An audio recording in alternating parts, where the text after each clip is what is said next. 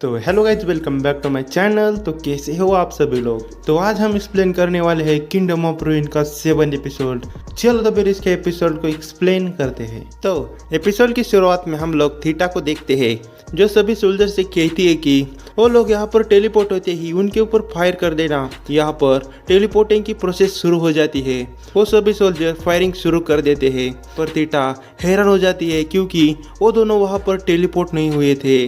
Scene change हो जाता है। हमें दरोका दिखाई जाती है, वो घायल थी। एडोनिस दरोका से कहता है, फाइनली हम लोग हमारे प्लेनेट पर पहुंच गए और मैं पहले काफ़ी ज़्यादा केयरलेस था। अगर मुझे रेडियो एम्पायर को हराना है तो मुझे अच्छे प्लान की ज़रूरत पड़ेगी। हम लोगों को पास दिखाया जाता है। जैसे वो टेलीपोर्ट हो रहे थे वैसे ही एडोनिस ने यामाटो के वॉइस से उसने टेलीपोर्टिंग कोऑर्डिनेट को चेंज किया था, इसलिए वो उस हमले से बच गए। इसके बाद एडोनिस कहता है कि हमें नॉर्दर्न हेमिस्फीयर की तरफ जाएंगे जहाँ पर रेडियो एम्पायर है, लेकिन उससे पहले हमें काफ़ी सारे गांवों को लूटना होगा ताकि हमारे पास प्रॉपर सप्लाईज और रिसोर्सेस आ जाए। और हमें मेडिकल सप्लाईज की काफ़ी ज़्यादा ज़रूरत है। पर दरोका नीचे बैठ जाती है और कहती है, मुझे मून पर वापस ले चलो। इस पर एडोनिस कहता है, क्या तुम पागल हो गई हो। दरोका कहती है, यह सब तुम्हारी वजह से हो रहा है। एडोनिस कहता है, ऐसा कुछ भी नहीं है। तभी एडोनिस अपने मेमोरी मैजिक से उसे याद दिलाता है कि कैसे उसने यामाटो के साथ शांति के बारे में बात की थी। एडोनिस कहता है कि तुम बाकी सारी विचेस से काफ़ी ज़्यादा अलग हो। पर दरोका उससे कहती है, मैं तुमसे मिलने के लिए काफ़ी ज़्यादा एक्साइटेड थी क्योंकि तुम क्लोई के अप्रेंटिस थे और मुझे लगता था कि तुम ह्यूमन और विचेस के बीच में कम्युनिकेशन का एक ब्रिज बन पाओगे और सब कुछ ठीक हो जाएगा, लेकिन ऐसा कुछ भी नहीं हुआ। यह सब बातें सुनकर एडोनिस कहता है, ऐसा बिल्कुल भी नहीं है, तुम मुझे नहीं जानती। दरोका कहती है, जो कुछ भी हुआ है उसके बाद भी तुम्हें लगता है कि जो लड़ाई है वो शांति में बदलेगी, और अगर ऐसा ही चलता रहा तो लड़ाई कभी ख़त्म नहीं होगी। पर एडोनिस कहता है, तुम मेरे माइंड को कभी चेंज नहीं कर सकती, और जिन लोगों ने क्लोई को मारा है मैं उन्हें कभी माफ़ नहीं कर सकता। तभी दरोका कहती है, और तुम कितने लोगों को मारना चाहते हो, तुम्हारी वजह से हम विचेस की यह हालत हो गई है। एडोनिस गुस्सा हो जाता है। वो दरोका की कॉलर को पकड़ लेता है और कहता है, मुझे यह सब करना पड़ा ताकि मैं अर्थ पर वापस आ पाऊँ, और तुम उन इंसानों के साथ शांति बनाना चाहती हो जिन्होंने तुम्हारे पूरे विचेस कम्युनिटी को ख़त्म कर दिया है। दरोका कहती है, लेकिन यह सब रिवेंज तुम्हारे पेन को गायब नहीं करने वाला। यह सुनते ही एडोनिस दरोका को धक्का देता है और कहता है, मुझे फर्क नहीं पड़ता, मैं क्लोई का बदला लेकर ही रहूँगा, और वहाँ से जाने लगता है।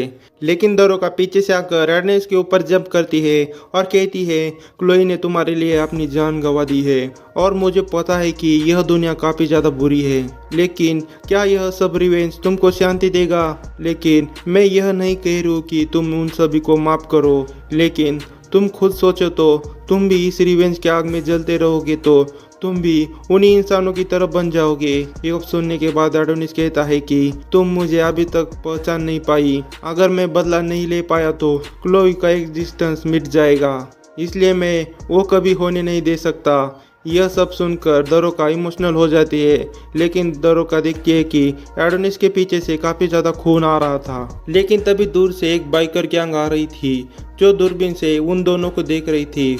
तभी हम लोग उनके लीडर को देखते हैं, उसका नाम पंच था। सीन चेंज हो जाता है। हम लोग एडोनिस को देखते हैं जो नींद से उठते ही कहता है, मैं कहाँ पर हूँ, और हमें एडोनिस बेहोश होने का पहले का सीन दिखाया जाता है जहाँ पर दरोका उन बाइकर गैंग से घेर रखी थी और दरोका एडोनिस के लिए मदद मांग रही थी। लेकिन तभी एडोनिस दरोका को देखने उठ जाता है। तभी वहाँ पर पंच आता है। एडोनिस उसको गुस्से से देखने लगता है, पर पंच उसको दारू ऑफर करता है, लेकिन एडोनिस मना कर देता है। एडोनिस उससे पूछता है, मुझे यह बताओ, मेरे साथ जो लड़की थी वो कहाँ पर है। इस पर पंच कहता है, मेरे साथी उसको अपने साथ ले गए हैं। यह सुनकर एडोनिस काफ़ी ज़्यादा गुस्सा हो जाता है। पंच कहता है, घबराओ मत, तुम मेरे साथ आओ। पंच एडोनिस को बाहर लेकर आ जाता है, पर एडोनिस बाहर का नज़ारा देखकर काफ़ी ज़्यादा हैरान हो जाता है क्योंकि वो सब स्क्रैप शिप पर रह रहे थे। पंच एडोनिस से कहता है, यहाँ पर जितने भी लोग हैं वो सभी लोग गुलाम थे जो रेडियो एम्पायर से भाग चुके हैं। लेकिन तभी एडोनिस की नज़र सामने आ जाती है तो वहाँ पर काफ़ी सारे लोग एक साथ खड़े थे। लेकिन तभी उन लोगों के भीड़ में से दरोका चिल्लाने की आवाज़ आती है कि मुझे बचाओ, ये मैं और नहीं कर सकती। यह सुनकर एडोनिस के दिमाग में उल्टा सीधा ख्याल आ जाता है और वो गुस्से में उन लोगों की तरफ जाता है। लेकिन जैसे ही वो उस भीड़ में जाता है तो वो देखता है कि दरोका बाइक चला रही थी और वो चिल्ला रही थी।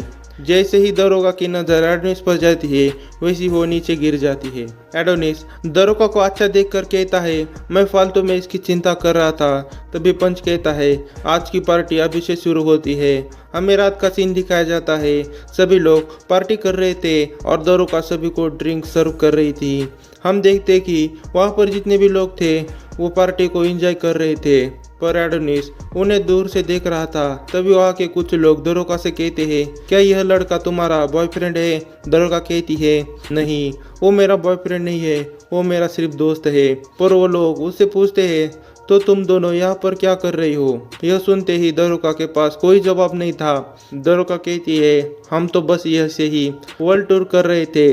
लेकिन तभी अचानक से वहाँ के सभी लोग बेहोश होने लगते हैं। यह देखकर दरोगा काफ़ी ज़्यादा हैरान हो जाती है। लेकिन तभी वहाँ पर एडोनिस आता है।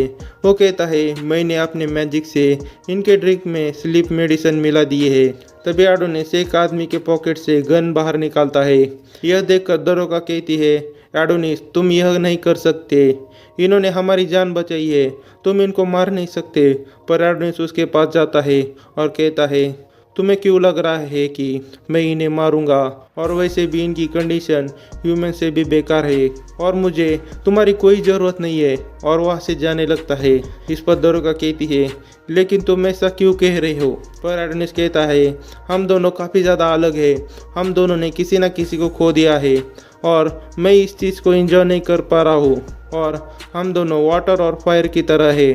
यह सुनकर दरोगा कहती है, मैंने अपने आइडेंटिटी को छुपाने के लिए इन लोगों के साथ घुल मिल रही थी और तुम्हें सच में लगता है कि यह सब कुछ होने के बावजूद मैं खुश रहूंगी? और रोने लगती है। फिर भी एडोनिस उसे छोड़कर चला जाता है। सुबह हो जाती है। पंच दरोगा के पास आता है। वो कहता है, क्या तुम्हारा बॉयफ्रेंड यहाँ से चला गया है? दरोगा हाँ बोल देती है। पंच कहता है, वो काफ़ी ज़्यादा बुरा इंसान है, उसने मुझे थैंक्स भी नहीं कहा। यह सुनकर दरोगा कहती है, वो काफ़ी ज़्यादा जेंटल है। हम एडोनिस को देखते हैं जो चलते हुए काफ़ी दूर आया था।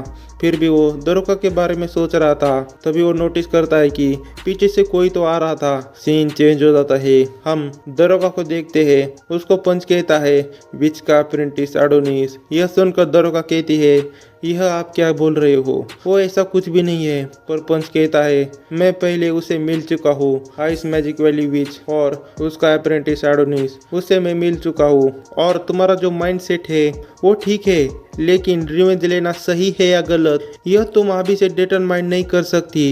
यह दुनिया काफ़ी बुरी है, लेकिन फिर भी एडोनिस ने रिवेंज का रास्ता चुना है।